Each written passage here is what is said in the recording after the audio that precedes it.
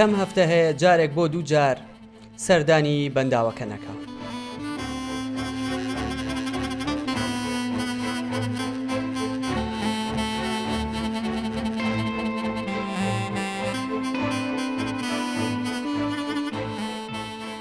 هەرکە لە جوانی دیمەنەکانی ڕوانی ئیدی یەک بەیەکی ڕووداوەکانی کاتی دروستکردنی بەنداوەکە بۆ ئاکۆی کوڕی دەگەڕێتەوە.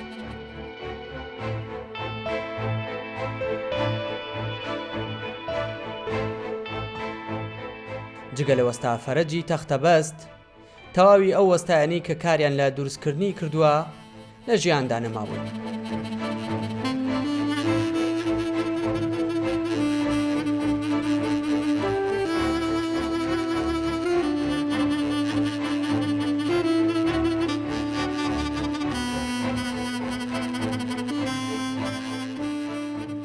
وەستا گەرچی دەستەکانی ماندووی کارن و چاوەکانی ڕویان لە کەسبوون کردووە، بەڵام هێشتا ژیانی لا خۆشە. وەی کە خاکە ناز و ئەمانەی پێ بواە حەو پنجایان بۆ حسابە کردوەکی جا وەختە مەعاشەکە هەفتەیان ناز هەفتەی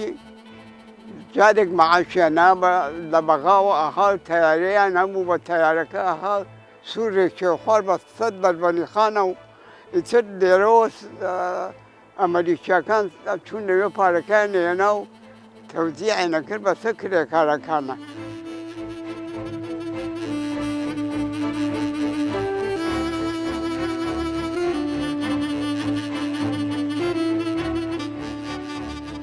ئاکۆ هەمیشە هاودەمی باوکە تەمەن 8 ساڵانەکەیەتی و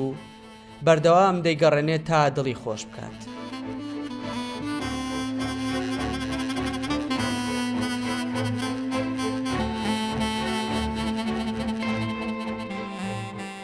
وەستا فەرەج هەموو یادگارەکانی ساڵانی کۆنی بیرماوە،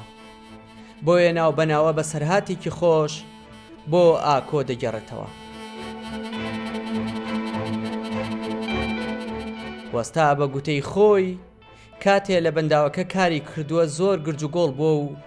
لە هیچ نەترساوە، تەنانەت جارێک بە سەختی بریندار بووە. وەڵی تەمەنە ئیتر ئەڕوا هین نەکا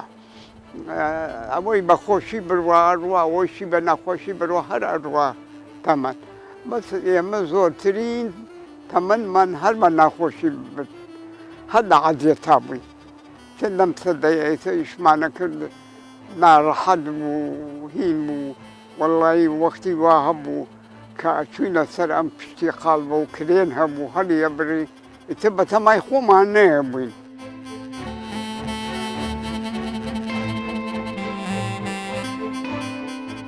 بەنداوی دەربەندی خان لە ساڵی 1956 دەستکرا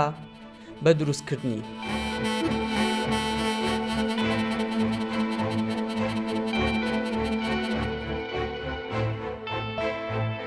زۆرێک لە بەتەمەنەکان کاتیان هێندە زۆرە، هەرێکەوە بە جۆرێک خۆی سەرقاڵ کردووە. کەم کەسی پێش مزگەوتی گەورە هەیە گوێی لە قسە خۆشەکانی حاجی مەحموود نەبوو بێت.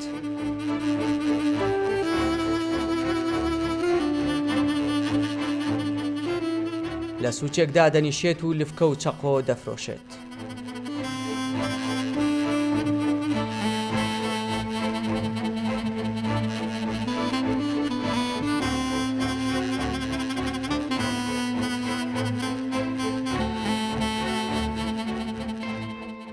ژیان لای حاجی خۆشە،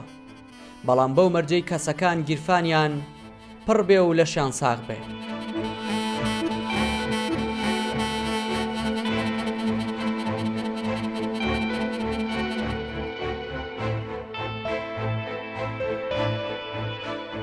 باسی تەمەنیشی لا بکرێ دەڵێ ژیانمان پڕ بۆ لە گەڕان و کارکردن، بۆیە بەشی خۆمان کردووە و ئیدی بەسە.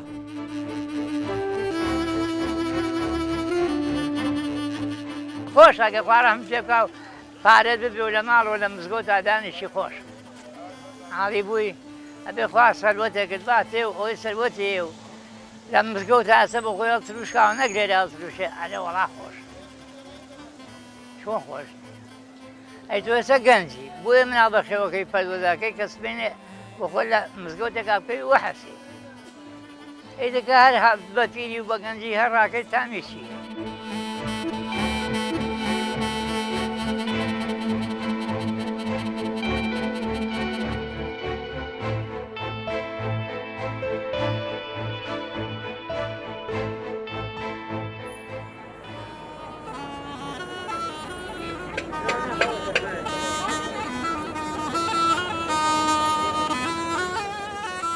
هەر بەتەنیش حاجی مەحموودە و باڵەبان و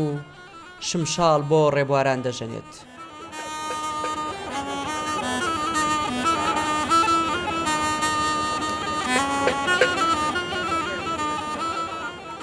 زۆرێک لەوانەی کە گوێبیستی شمشاڵ و باڵەبانەکە دەبن لێی دەڕوان و سەرسامی دەبن چونکە تەمەنێکی هەیە و بەلێ هاتوویانە ئامێرەکان دەژەنێت.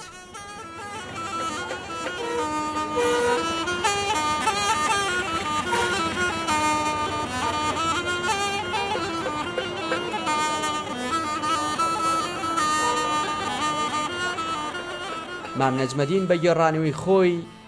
سەر و ڕیشی هەر لە ناو دروستکردنی ئامێرەکان سپی کردووە. ئەو دەڵێت مرۆڤ دەستکورت و هەژار نەبێ ئیدی پیر نابێ.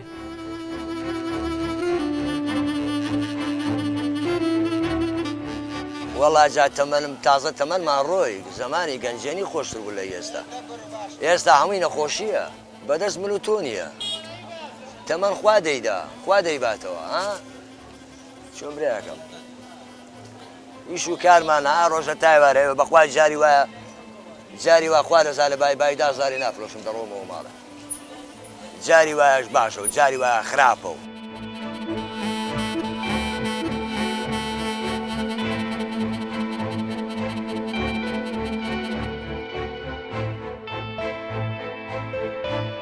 هەشتا و 4 ساڵ تەمەنێتی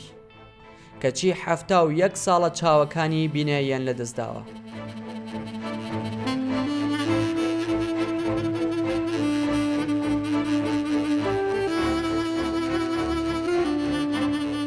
مەلا تۆفیق یادەوەری زۆرینەی مەلا هاوڕەکانی بیرماوە بەڵام ڕوخساریانی نەبینیوە تا وەسفی شێو و هەڵسو کەوتیان بکە.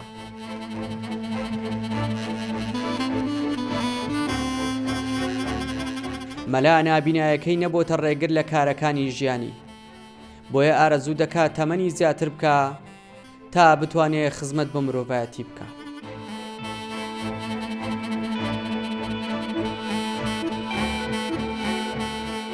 چل پەنجاه ڕەفیقم بووە هەموویان مردوون هیچیان نەماون ئێستا هەموویان مردوون بەقوربە وەڵڵی ژیان خۆشە ئێستاش من تەمەناکەم ژیان درێژ بێ بەڵام لەسەر ژیان درێژەکە ڕێی چاکە و خواپەرسی بکەم و بۆ خوا ئیشبەنەک و بۆ دنیا چاوەڕێی خوا تەمەنێکی درێژم باتێ و لە ڕێی خوایش بکەم و بۆ خوایش بکەم.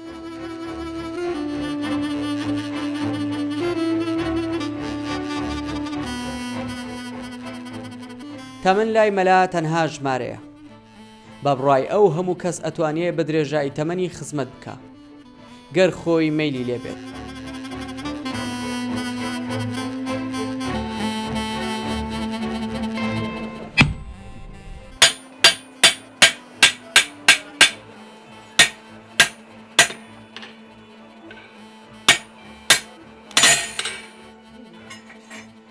ساڵانێکی زۆرە سەرقاڵی دروستکردن و فرۆشتنی کەرەستەی جوتیارانە کە بۆ کاری کشت و کاڵی بەکاری دێنێ.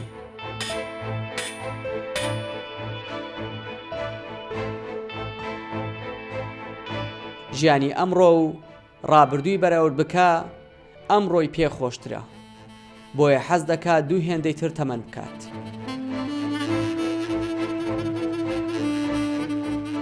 لە تەمەنی گەنجیمان زۆرم دڵ بە دنیا خۆش بووە بەڵام ژیانەکەی ئەو ڕۆژە ناخۆش بووە. ئێستا کە کەوتومە ئەم تەمەنەوە هەر دڵم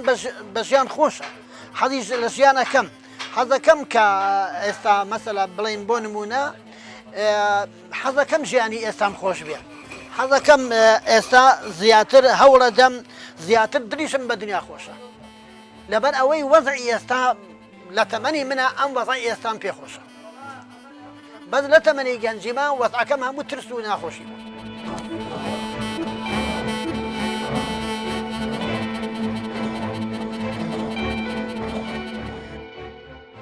خەڵکی هەرێمی کوردستان ساڵ بە ساڵ زیاتر تەمەنیان درێژ دەبێت.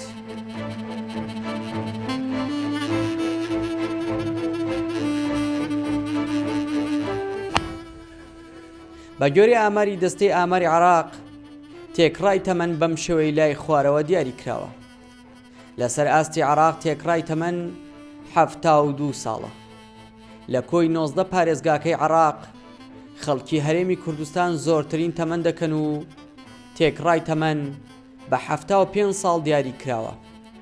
بۆ ژنان 76 ساڵ دیاری کراوە. بۆ پیاوان 74 ساڵ دیاری کراوە. تا ساڵی 2005 ڕێژەی گەشەی خێزان لەسەر ئاستی هەرێمی کوردستان لە سەدا 3 بووە. لە دوای ساڵی 2005ەوە گەشەی خێزان کەم بۆتەوە بۆ سەدا 2.2. تا ساڵی 2005 قەبارەی خێزانەکان لە هەرێمی کوردستان 5.5 بووە. لە دوای ساڵی 2005ەوە قەبارەی خێزان کەم بۆتەوە بۆ 4.5. لەو ڕێژەیە دانیشتوانی سلێمانی قەبارەی خێزانیان بچووکترینە و پێک هاتووە لە 4 ئەندام. هەر بە پێی ئامارەکان بێت دانیشتوانی هەرێمی کوردستان تا 50 ساڵی دیکە گرفتی دەستی کاریان نابێت. واتە ڕێژەی گەنج زیاتر دەبێ و لە بەرامبەردا تێکڕای تەمەن زیاد دەکات. لە دوای 50 ساڵی دیکە ڕێژەی پیربوون زیاد دەکا و لە بەرامبەردا گەنج کەم دەبێتەوە. بە پێی ئاماری دەستەی ئاماری هەرێمی کوردستان تێکڕای تەمەنی دانیشتوانی کوردستان بەم شێوەیە پۆلێن کراوە. تەمەنی 0 بۆ 15 ساڵ لە سەدا 35 دانیشتوانی هەرێم پێک دێنن. تەمەنی 15 بۆ 64 ساڵ کە دەستی کاریان پێدەوترێت لە سەدا 60 دانیشتوان پێک دێنن. تەمەنی 65 ساڵ بەرەو ژوور لە سەدا 5 دانیشتوان پێک دێنن. بە پێی راپۆرتێکی نەتەوەی گرتووەکان کە لە ساڵی 2020 بڵاوی کردوێتەوە لە کۆی 193 وڵاتی جیهان وڵاتی هۆنگ کۆنگ دانیشتوانەکەی زۆرترین تەمەن دەکەن و تێکڕای تەمەن 84 ساڵە. کۆماری ئەفریقای ناوەندیش لە ڕێزبەندی کۆتاییدایە و تێکڕای تەمەن 52.8 ساڵە. عێراق لە ڕێزبەندی 121 وڵاتاندایە.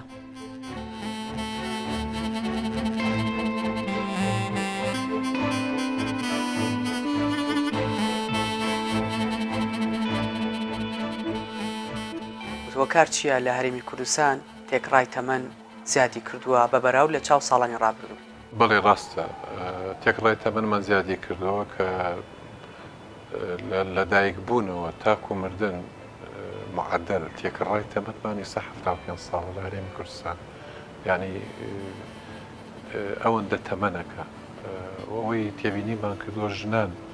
زیاتر لە پیاوان تەمەنەکەن ژنان 76 ساڵە پیاوانیش 74 ساڵە و تێکڕاکەشمان 75 ساڵە. تاوان ساڵی 60ەکان و هەفتاکان ڕێژەی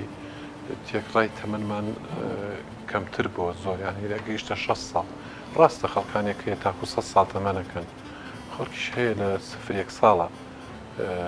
وەفاتەکە بەڵام تێکڕای تەمەن وەرەگرین ئێمە هۆکانیش بۆ گەڕێتەوە بەڕاستی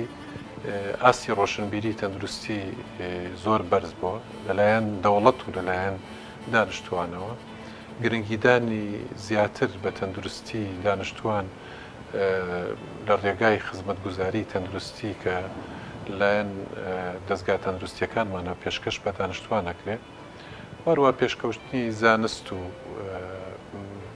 و چارەسەرکردنی نەخۆشیەکان و لە هەمووی گرنگتر کە نەتەوەی گردوەکان و ڕێکخراوی یونیسێف گرنگی پێدا لە جیهانە و چاودێری هەموو وڵاتانەکە گرنگیدانی تەواو بە منداڵانی 0 بۆ 1 ساڵ لە دایکبوونی یەکەم حاڵەتی لەحزەیەوە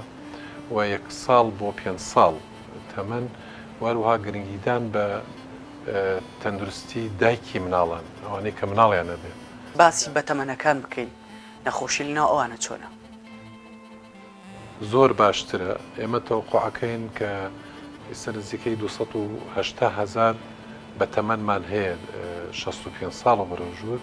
بۆ ساڵی چل ئەمانە بنە 650,000 تێکڕای تەمەن زیاد دەکات بەڵێ ینی تێکڕای تەمەن زیاد دەکا و ئەرکێکی گەورەتریشەکەوێتە سەر دەوڵەت کە چاودێری و خزمەتکردنی بە تەمەنەکانمان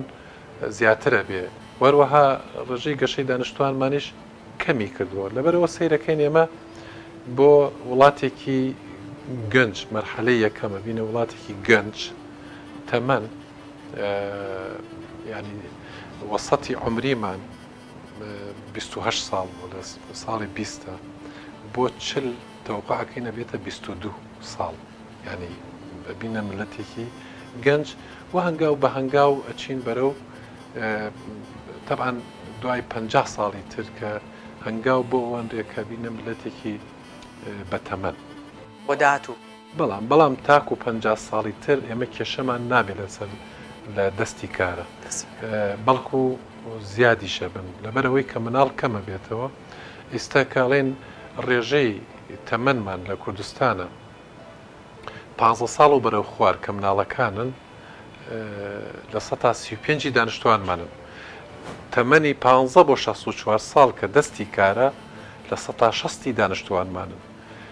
تەمەنی 65 ساڵ و بەرەوژوور بە تەمەنەکانمان لە 105 دانیشتوانە ئەمە سەیرەکەین ساڵ بە ساڵ کە مناڵ کەمە بێتەوە و گەنجەکانمان قەبارەی گەنجەکانمان لە پەیکەری دانیشتوانمانە هەڵاوسێ و پیرەکان بە تەمەنەکانمانی زیاتر تەمەنەکەن بۆ ساڵی چل تەوقعەکەین پێشبینی ئەەکەین کە تەمەنی 15مان بەرەو خوار کە لە 35 دابەزێ بۆ 27 لە 100 دانیشتوانمان و تەمەنی ئەو تەمەنەی دەستی کارمان لە 15 بۆ 64 ساڵ بەرزە بێتەوە بۆ 65.3 و ئەو تەمەنانەی 65 و بەرەو ژووریش بەرزە بێتەوە لە 4.46 کە حساومان کرد بە 105 بەرزە بێتەوە بۆ 107.2 دانیشتوانمان 65 ساڵ و بەرەو ژوورە ئەوجا بۆیە ئەڵێم وەسەتی تەمەنی عمریمانیش لە 28 ساڵی نیستە دابەزێ بۆ 22 ساڵ کەواتە ئێمە بەرەو ملەتێکی گەنجە ڕووین لە دوو عەقدی داهاتووە و دوای ئەوەیش کە مناڵ کەمە بێتەوە مردنیش کەمە بێتەوە بەرەو میلەتێکی پیرە ئەچین لەو حاڵەتە دوای 50 ساڵی تر بەڵام دوای 50 ساڵی تر واتەوە قۆحەکەین کە بەڵام تا 50 ساڵی تر کێشەمان نییە لە هەرێمی کوردستان بە بەراورد لەگەڵ ناوچەکانی ناوەڕاست و باشووری عێراق پارێزگاکانی تر ڕێژی تەمەن گۆڕانکاری بەسەرات هاتووە بەڵێ بەڵام ئەوان تەمەنە لە ئێمە کەمترە 72 ساڵە ئێمە 76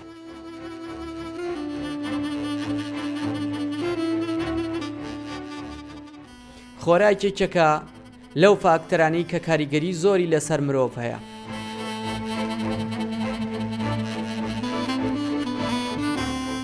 بەردەوام لە نێو تاقیگەکانی کۆلێژی کشتتوکاڵ خوێندکاران و مامۆسایان سەرقاڵی تۆژینەوەن لەسەر خۆراکەکان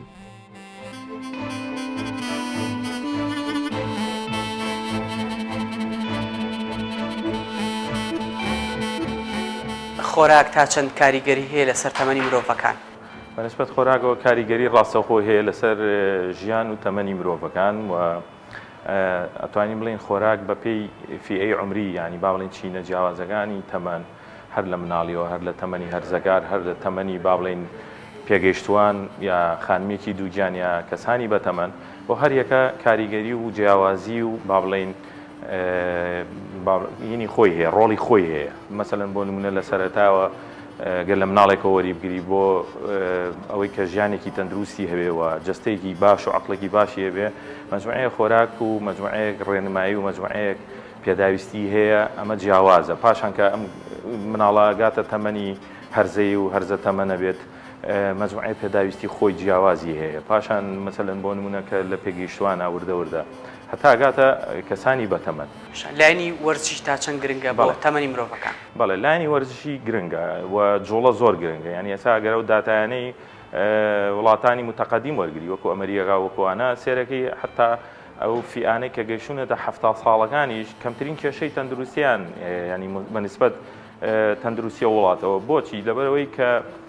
جوڵیان هەیە ڕۆژانە ئەم کەسانە وەرزشەکەن وەرزشی شەر نییە وەرزشەکە قورس بێ بەڵام مەزوعی وەرزشی ڕۆژانەکەن بە پێڕۆشن لە ڕاکردنێکی هێواش یاخود لەوانەی کە با بڵێن چالاکییان هەیە ئیتر جگە لەوەی کە خواردنیان تەندروستە جگە لەوەی کە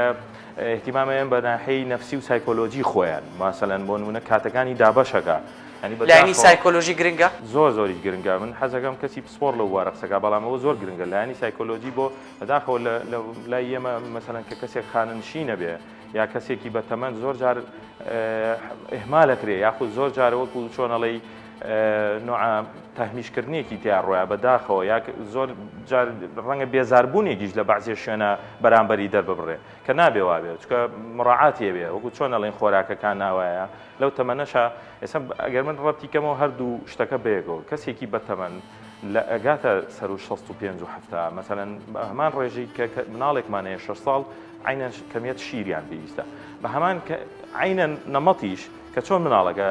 ڕعایی پێویستە دایک و باوکەکە خەریکێ بێ لێ پرسێتەوە بۆ نمونە ئەم کەسە بەتەمەنەژە بێ کوڕوونەوەکانی و کەسە نزیکەکانی دڵی بنەوە ئەبێ مەسەلەن بۆ نمونە جەوگۆڕینە یا هەر بە نوعێک لە نوعەکان یا سەفەرکردنە بەلایەکە یا ئەیبەن بۆ ماڵی خزم و بازاڕ و ینی بیئەیەکی وای بۆ بکەن کە هەز بەوە نەکا کە ئیتر ئەم کەسێکە چۆتە تەمەنەوە و تەریک و باڵێن گۆشەگیر بکرێ و هیچ لێپرسینەوەیەکی نەبێت تاوان مردن و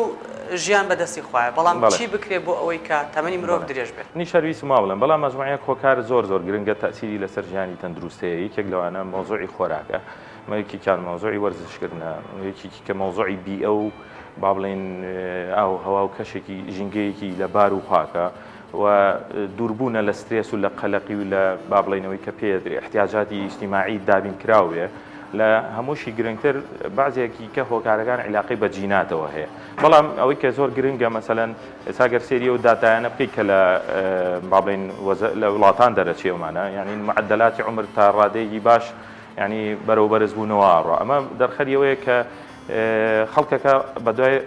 بە دوای ڕۆشنبیرکردنی خۆیەوەیەتی یاخود هیچ نەبێ بەلایانی کەمەوە بۆ حاڵی خۆی زانیاری وەرەگرێ کە لەمە پشتی شێر و باش بەر ڕاگەاندنەکانە ڕاگەاندکارانەکرێت تا چەند مەسەلەن بۆ نمونە بەرنامەی خۆراکی هەیە لە کەناڵەکانیانە مەسەلەن پسپۆڕی خۆراکی چۆن تەوسیەکانی گەێنێت بۆ خەڵک چۆن تەرجومەی ئەو توێژینەوە زانستیان ناکرێت کە ئەکرێ و بڵاوەگرێتەوە بەناو خەڵکە ئەمانە هەمووی کاریگەری هەیە بەیەکەوە لەسەر تەمەنی مرۆڤەکان جگە لە خۆراک و وەرزش و کارێکی تر بۆ درێژبوونی تەمەن ژینگەیە بە گوتەی پزیشکان زۆرێک لەو مرۆڤانەی کە کەمترین گرفتی تەندروستیان هەیە ئەبینرێت لە کەشوهەوایەکی پاکدا ژیان دەکەن